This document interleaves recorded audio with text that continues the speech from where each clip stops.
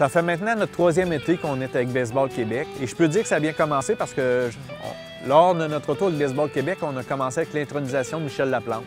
Ça a été notre retour officiel à Baseball Québec. Et cette année, nous sommes la région vedette et nous finissons encore avec une intronisation. Et c'est l'intronisation du terrain Michel Landry que nous avons ici.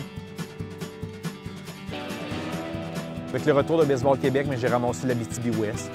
Amos sont partis de 40 joueurs à 180 joueurs. Val-d'Or ont parti de 124 à 180, 190 joueurs. Malartic ont parti de 70 à 110 joueurs cette année. Ça a été un gros plus notre affiliation avec Baseball Québec. En 2017, on va avoir un projet de cage de frappeurs sur le terrain ici à Malartic. On va avoir en 2018 installation de 2 enclos de relève plus une cage de frappeurs à l'intérieur à la polyvalente de tremplin. Et peut-être des projets dans l'air, un nouveau terrain de baseball pour Malartic ici dans les années futures.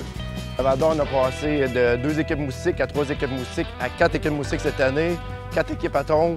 Fait que le baseball est très en santé. Je pense partout en Abitibi-Témiscamingue. En concernant le sport-études, la première année qui vient de passer, ça a été quand même un succès pour une première année.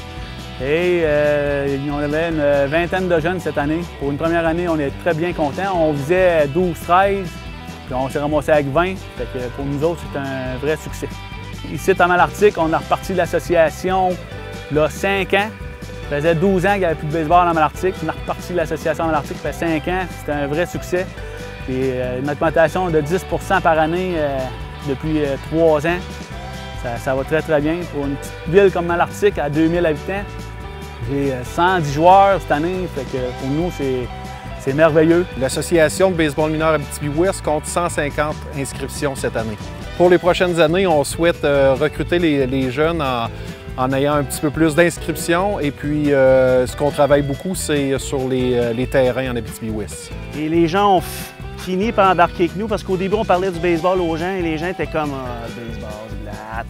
Mais je pense qu'on était tellement passionnés par ce que nous, la passion qu'on avait du baseball, ce que nous, ça représentait le baseball pour nous.